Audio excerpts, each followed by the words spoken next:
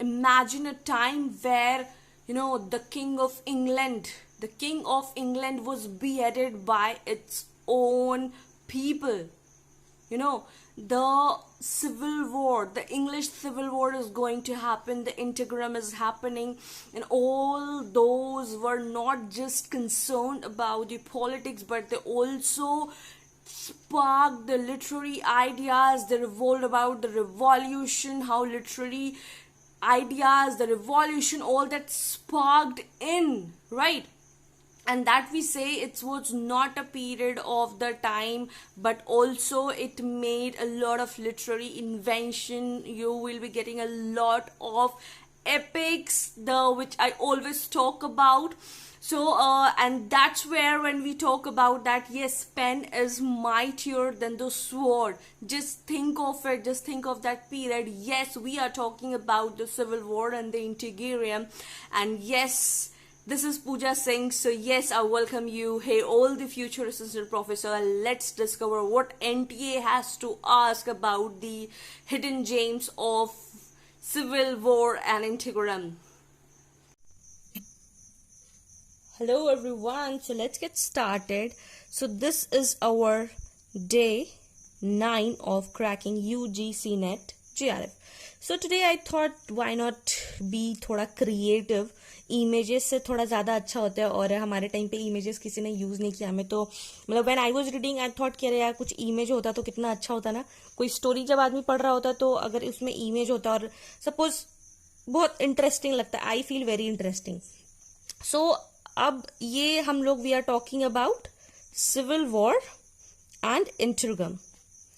अब हमें ये जानना है कि see this is the important point. ये बहुत ज्यादा इम्पोर्टेंट पॉइंट है. अगर आप ये समझ जाते हो ना, तो आपको आगे से ज्यादा चीजें फिर समझ में इजी हो जाएगा. ठीक है, क्यों हुआ? जस्ट इमेजिन कि किसी किंग चार्ल्स फर्स्ट का सर काट दिया गया है bye their own people. So Charles I was executed by our own people, and that is we call the civil war. Why civil war happened? क्यों हुआ civil war? Why the civil war was happening? क्यों हुआ? ऐसा क्या किया होगा Charles king 1 की उसके लोग इतने गुस्सा गए? Just think of it. ऐसा तो नहीं है कि लोग पागल होते कि किसी का भी सर काट देंगे. ऐसा तो नहीं है कि किसी का भी सर, कोई ऐसा आपको पागल दिख रहा है? हमको तो नहीं दिख रहा है कि कोई भी पागल ऐसा है कि किसी का सर काट देगा. ऑब्वियसली ऐसा कुछ किया होगा जो सर काटा. क्या काटा, क्यों गुस्सा हुआ, क्या है सब रीजन आज हम लोग पढ़ने जा रहे हैं. I am going to discuss it very detail. ठीक है, the very first reason is Charles king imposed tax.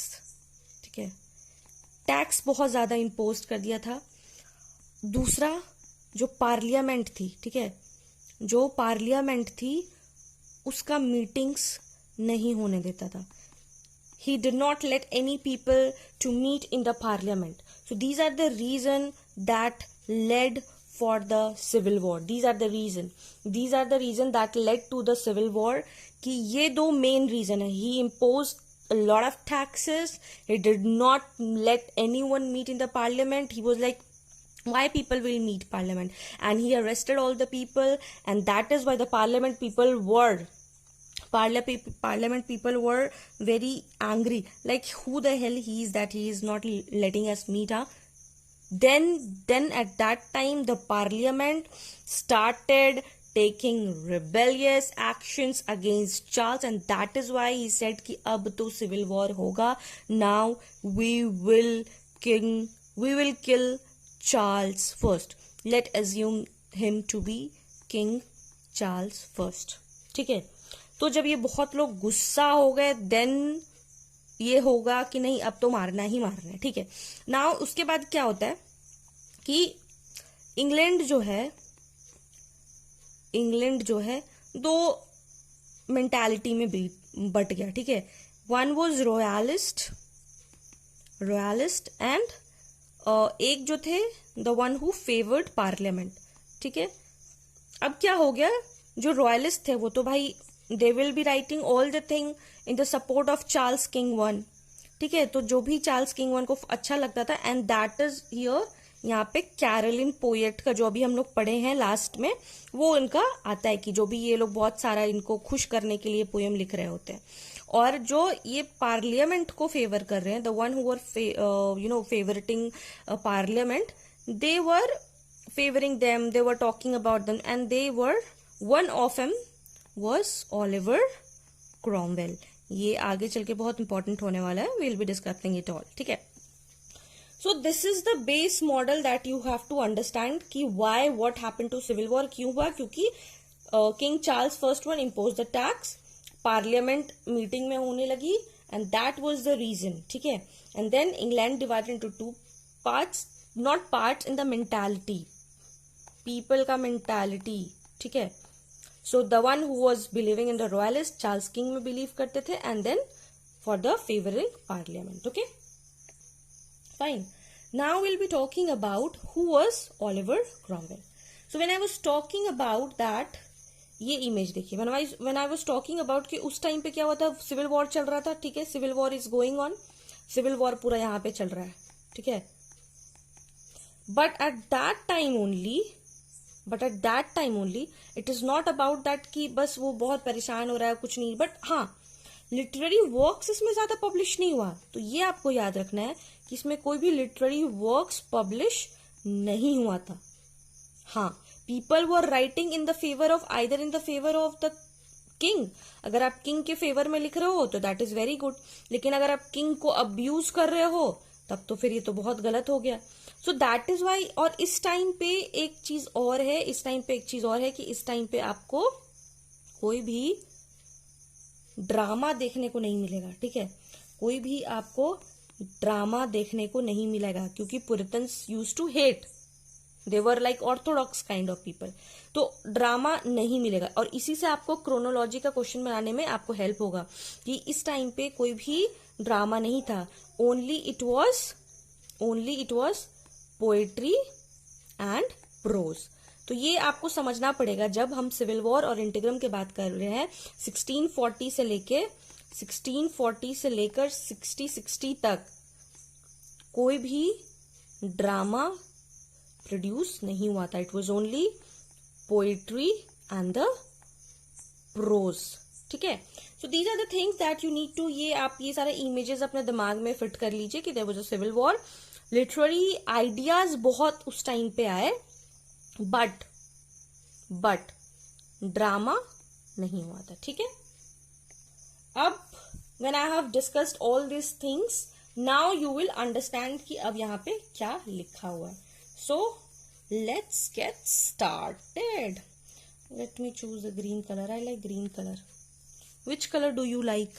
Do let me know in the comment section. Which is your favorite color and how you feel कि why that color is, symbolize you, या फिर why you. I talk shit sometimes. छोड़ो, let's focus on this.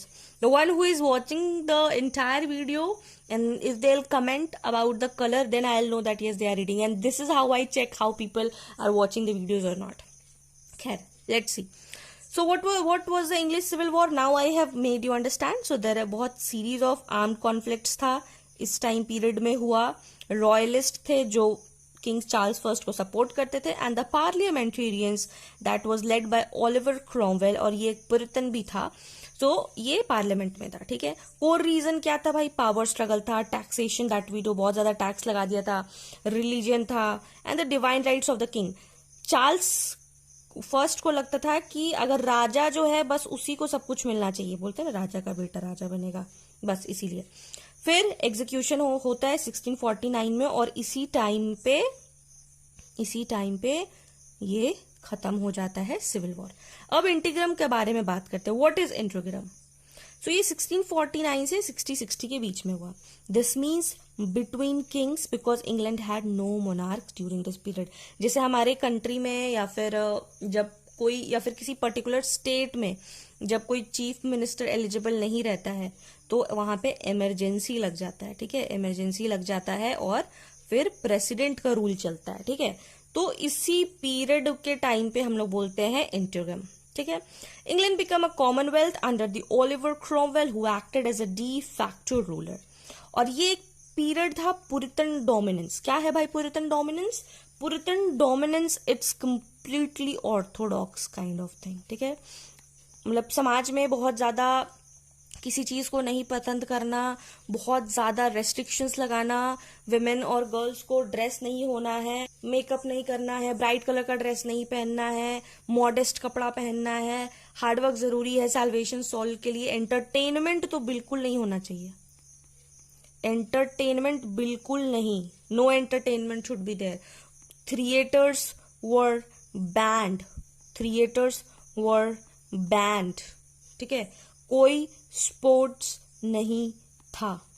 ठीक है, तो these are the things. और बहुत ज्यादा बिलीव करते थे एंड दे वर सेइंग एक ये जो संडे है ना, संडे को उन्होंने बोला कि जितने भी लोग हैं एक हॉलीडे है और इसको आपको लॉर्ड को सर्विस करना पड़ेगा. सी अंटिल अगर जब आप फेथ मतलब आप डिवोटी हो और आपके अंदर से आ रहा है ना कि हाँ आपको कुछ करना है अपने भगवान के लिए, अपने गॉड के लिए, तो दैट शुड बी इंट्रिंसिक, अंदर से होना चाहिए. कोई बाहर वाला आके बोलेगा कि आपको करना करना. Like in Hindus if all the like if Modi ji says कि आप सभी को मंडे को श्री राम के मंदिर में जाना है और पूजा करना है, तो is it possible for the entire nation to go on the Monday और अपना काम धाम छोड़ के कोई जाए? नहीं. हाँ, बट अगर किसी में आस्था होगी, the one who literally follows Ram, they will go and they will do, so that should be intrinsic. but ये बहुत डोमिनेंस कर दिया तो इसमें बहुत ज्यादा बहुत सब चीजें खराब होने लगी. ठीक है, so public theatres shut down, drama production decline sharply. अब इसका इम्पैक्ट लिटरेचर पे क्या पड़ा? ठीक है, तो theatres were shut down in 1642. It has been asked in PYQ. ठीक है, no public drama was allowed. Censorship increased, art became private, introspective, religious. अब ऐसा नहीं था कि कोई भी कर सकता था आर्ट, नहीं. और पोएट्स दो टाइप में डिवाइड हो गए. रॉयलिस्ट पोएट्स जो कि केवेलियर पोएट्स जानते थे, they use to write about the love, loyalty and honour. Honour किसके बारे में? किंग के बारे में. ठीक है, किंग को खुश करने के लिए, फ्लैटरी. ठीक है, ना पुरितन पोएट्स. पुरितन पोएट्स कौन थे? पुरितन पोएट्स वो थे जो किस पे फोकस करते थे? Divine, morality, death, God and Orthodox also. They were very Orthodox in the nature. Now what was the literature of the period? अब लिटरेरी आउटपुट क्या होगा? नाउ जस्ट आप ये फिर से फोटो देख लीजिए, जहां पे वॉर चल रहा है, जहां पे इतना भयानक लड़ाई चल रही है. इसको मिटा देते, अच्छा नहीं लग रहा है, सुंदर दिख रहा है ना picture, we should not destroy it.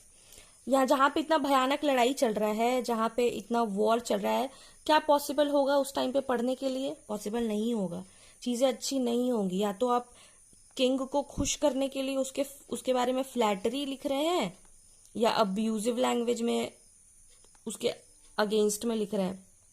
तो बहुत ज्यादा ड्रामा अच्छा नहीं बना, बट हाँ पोइट्री प्रोज अच्छा बना. उसके बाद ये सब जब खत्म हुआ तो देयर वाज ओलिवर क्रोमवेल. अरे भाई पुरितन तो पोएट नहीं बनाओ, ड्रामा नहीं बनाओ, तो बहुत सारा रेस्ट्रिक्शन था. ठीक है, इसमें क्या, अगर कोई पूछे कि इस एज में क्या प्रोड्यूस हुआ है, तो हाँ इस एज में क्या प्रोड्यूस हुआ है, आपको क्या बोलना है? इस एज में क्या प्रोड्यूस हुआ है? Poetic odds, religious work. और इसीलिए आपको जितना भी पैराडाइज लॉस्ट है, पैराडाइज रिगेन्ड है, पिलग्रिम प्रोग्रेस है, जितना भी रिलीजियस वर्क है ना, आपको इसी पीरियड में दिखेगा. ठीक है, so these are the things to remember. And I think and I will tell you one thing, अभी तक मैं I have searched on YouTube, कोई भी इतने डिटेल में नहीं पढ़ाया. I was just searching, I was just checking कि कोई पढ़ाया है या फिर नहीं पढ़ाया अच्छे से. When I was preparing I did not found, but I thought कि क्या शायद इस 1 से 2 साल में कुछ चेंज हुआ है? तो नहीं, कुछ चेंज नहीं हुआ है. People are making 10 to 15 minutes का वीडियो और उसमें पूरा ये सिविल वॉर और इंटीग्रम और जॉन मिल्टन और सारे राइटर सब कवर्ड हो गए. सो आई फील पिटी. खैर कोई बात नहीं, आई एम हियर. मेरे से जितना बन पड़ेगा, God give me strength, I will do it. चलिए पढ़ा जाए. अब कि लिटरेरी आउटपुट क्या रहा। भैया लिटरेरी आउटपुट ये रहा कि ड्रामा तो बहुत सफर्ड हुआ, बट हाँ पोइट्री और प्रोज फ्लरिश किया, ठीक है। So but with a serious religious और the political tone. Now what you have to remember, who are the important face of this, ठीक है। जॉन मिल्टन, इसके बारे में हम जितना बता दे उतना कम है, ठीक है। And I will be making a detailed video on John Milton because I love John Milton, ठीक है। So he was the voice of the interregnum. Why? Because he supported whom? He supported Puritan, ठीक है। Cause and even worked as a civil servant under Cromwell. Why? Because Milton को बहुत मन था, बचपन से मन था कि उनको मिनिस्टर बनना है। कैसा मिनिस्टर बनना है? गवर्नमेंट मिनिस्टर बनना है। और आज का भी बहुत मतलब out of 180% of people want government job. So John Milton was no different than us, right? Everybody is behind a government job. His prose work like Areopagitica on the freedom of the press were revolutionary. ये बहुत revolutionary work है. Then post Civil War, he composed Paradise Lost, often read as reflecting the loss of political paradise. We will be discussing everything in detailed manner. As of now, you just have to understand when you will read Civil War, English Civil War and Integrum, आपको किसका नाम याद आना चाहिए? John Milton का, ठीक है। Then political pamphlet and polemical proses, ये नाम आपको याद होना चाहिए। Writers like James Harrington, Marchamont Nedham, Thomas Hobbes published works defending different ideologies. अब ऐसा तो नहीं है कि सिर्फ एक ही लोग है वहां पे, सिर्फ जॉनी मिल्टन है, नहीं, कैवेलियर पोएट्स भी थे। सो बहुत सारा सबके बीच में बातचीत, कोई अच्छा बोलता है तो कोई बुरा बोलता है, सो वो होते रहता है, ठीक है। हॉब्स का Leviathan is a foundational text in the political philosophy, ये भी PYQ में आया है direct, that who has written Leviathan? Hobbes, ठीक। Radical religious voices, groups like levelers, diggers, ranters and quakers used literature to challenge religious and social hierarchies, ठीक है। Their faiths were bold, rebellious and often written in the plain English to reach common people. अब ये है कि उस time तो old English में हम लोग क्या पढ़ रहे थे? हम लोग फ्रेंच पढ़ रहे थे, लैटिन पढ़ रहे थे, ठीक है, ये सारा चीज पढ़ रहे थे, जर्मन पढ़ रहे थे। लेकिन अब क्या हो रहा है? अब जो कॉमन पीपल है वो तो सिर्फ इंग्लिश जान रहा था, तो इसीलिए they were writing now in English so that they will understand things, ठीक है। नाउ विमेन राइटर्स इमर्जिंग, यहां से स्टार्ट हो जाता है। Margaret Cavendish, now it is very important if they ask कि सिविल वॉर्स के और इंटीग्रम के बीच में विमेन राइटर का है या नहीं, तो नाउ दे वर इमर्जिंग, ठीक है। Duchess of new castle publish play science fiction philosopher was despite the eras restriction, उस टाइम पे जहां पे रेस्ट्रिक्शन था but still women were emerging. उनका अगर वर्क के बारे में पूछेगा तो the blazing world 1616 is considered one of the first sci-fi of novels. Please right this in your copy because this is very important. ये आपके क्वेश्चन में, आपके PYQ में आ सकता है दिसंबर 2025 के PYQ में कि do let me know that who has written the blazing world in which year. या तो क्रोनोलॉजी में आपका क्वेश्चन पूछा जा सकता है या पूछा जाएगा which work is considered one of the first sci-fi novels in civil wars या फिर इंटीग्रम, तो क्या होगा? ये होगा। फिर नाम पूछा जा सकता है, तो please take a screenshot, write somewhere because this is very important, ठीक है। Now we will move to the key writers and the works, ठीक है। John Milton, he was the voice of the integrum. I'll be discussing each and every work. As of now, just remember the name. Major works are Areopagitica, Paradise Lost and Paradise Regained, Samson Agentis, ठीक है। तो ये सारा चीज आपको पता होना चाहिए कि these are the major works and we'll be discussing in detail, ठीक है। Then we've already discussed Andrew Marvell and he was the bridge between the worlds. He was assistant to Milton. We have already discussed all the works, all the poems of it. So if you haven't watched that, please go and watch Metaphysical Poets, okay. Then Cavalier Poets were, now this is very important. Why? because these are the one who has supported Cavalier poets. ठीक है, they are the supporters of Charles I. Charles I का supporter कौन कौन था? It was Richard Lovelace. Poems he has written: Tullius Sesta, Going to the Wars, To Athea, From Prison, Stone Walls Do Not Make a Prison, Nor Iron Bars a King. Then Robert Herrick, To the Virgins, To Make Much of Time, Gather Your Rosebuds While We May. It is a poem of him. He has written a very famous one.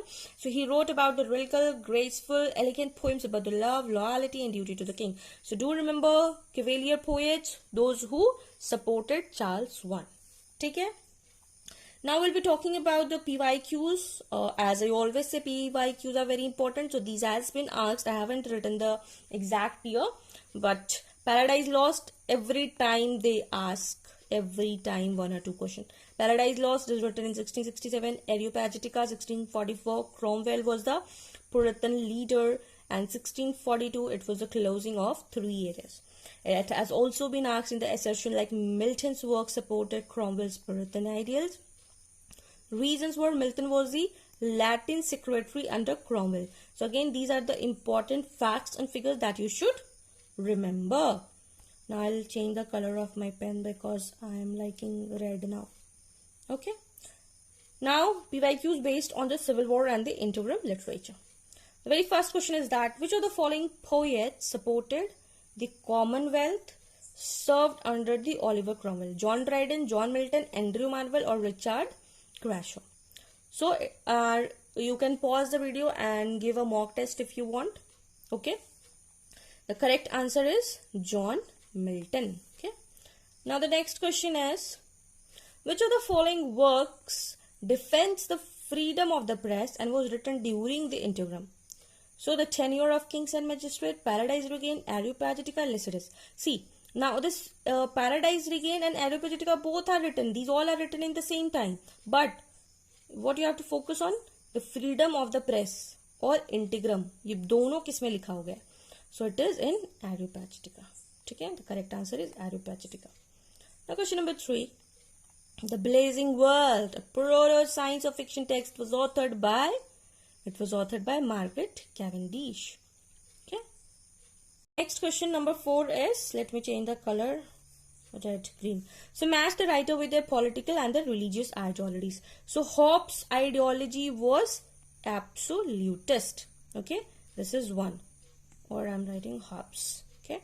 Then the Milton was from the Republican. Okay.